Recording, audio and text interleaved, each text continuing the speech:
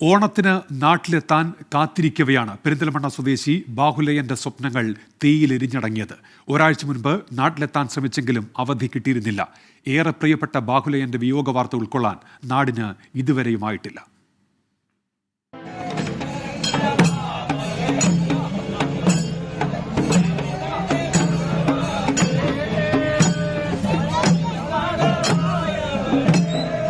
ചെണ്ടമേളവും നാടൻ പാട്ടും രാഷ്ട്രീയ പ്രവർത്തനവുമെല്ലാമായി ബാഹുലയൻ നാട്ടിൽ സജീവമായിരുന്നു.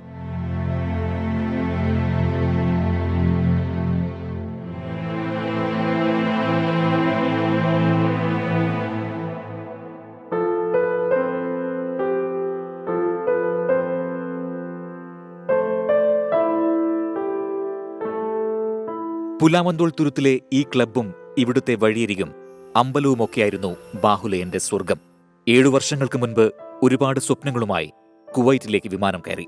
ശരിക്കും പറഞ്ഞാൽ അവൻ വിട്ടുപോയി എന്നുള്ളത് ഞങ്ങൾക്ക് വിശ്വസിക്കാൻ എപ്പോഴും കഴിയണില്ല. കാരണം ഞങ്ങളെ കൂട്ടത്തിൽ എല്ലാ കാര്യങ്ങളിലും ഉണ്ടായിരുന്ന ഒരാളാണ്. പെട്ടെന്നുള്ളത് നമ്മൾ തന്നെ ഷോക്കേറ്റ പോലെ തന്നെയാണ് ഇതിപ്പോൾ ഇത് നമ്മൾ നോക്കിക്കാണുന്നത്. പെട്ടെന്നുണ്ടായൊരു അപകടം ഒരിക്കലും നമ്മൾ മനസ്സിൽ വിചാരിക്കാത്തൊരിതിലാണ് പോയിട്ടുള്ളത്. പിന്നെ ആൾ കലാരംഗത്തും ഒരുവിധം ചെണ്ട കൊട്ടൽ, നാടൻ പാട്ട് പാടൽ, അങ്ങനെ തുടങ്ങി ഒരുപാട് കാര്യങ്ങളിൽ, ക്ലബ്ബുകളിൽ, പിന്നെ അങ്ങനെ ഒരുപാട് കാര്യങ്ങളിൽ ഉണ്ടായിരുന്നൊരു വ്യക്തിയാണ്.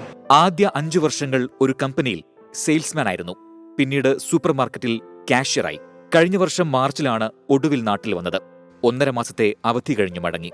ഓരോ തവണ വരുമ്പോഴും നാട്ടിൽ എന്തെങ്കിലും ജോലി സംഘടിപ്പിച്ച് ഇവിടെ നിൽക്കണമെന്ന ആഗ്രഹം സുഹൃത്തുക്കളോട് ബാഹുലയൻ പങ്കുവച്ചിരുന്നു. അവൻ വിദേശത്താണെങ്കിലും അവിടുന്ന് വാട്സപ്പിൽ മെസ്സേജ് അയക്കും, ഇടയ്ക്ക് വിളിക്കും, നാട്ടിൽ വരുമ്പോൾ കാണും.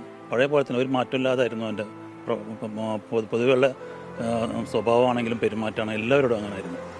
ഈ നാട്ടിലെല്ലാവരോടും അവൻ വളരെ ഫ്രണ്ട്ലി ആയിരുന്നു. അത് ഒരു വാക്കുകൊണ്ട് പോലും ഒരു മനുഷ്യനെ വെറുപ്പിക്കാത്തൊരു വ്യക്തിയാണ് അവൻ. അപകടത്തെക്കുറിച്ച് ആദ്യമെത്തിയ വാർത്തകളിൽ ബാഹുലയന്റെ പേര് കേൾക്കാത്തതിന്റെ ആശ്വാസത്തിലായിരുന്നു എല്ലാവരും. എന്നാൽ ഇന്നലെ പുലർച്ചെ 3 പൊള്ളിക്കുന്ന ആ വിവരം പ്രിയപ്പെട്ടവരെ തേടിയെത്തി.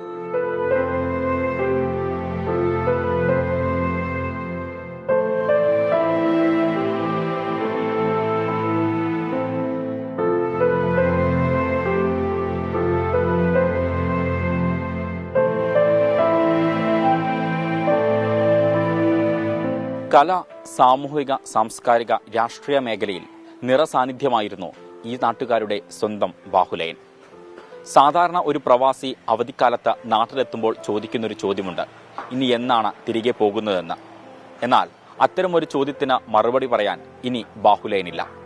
കാരണം ഈ നാട്ടുകാരോടോ വീട്ടുകാരോടോ ബന്ധുക്കളോടോ യാത്ര പറയാതെ ബാഹുലയൻ സ്വന്തമായി ഒരു യാത്ര പോയി. ഒരിക്കലും തിരിച്ചു വരാത്ത ഒരു യാത്ര. മലപ്പുറത്ത് നിന്നും മുഹമ്മദ് അർഷാഖിനൊപ്പം ഷഹദ് റഹ്മാൻ, 24.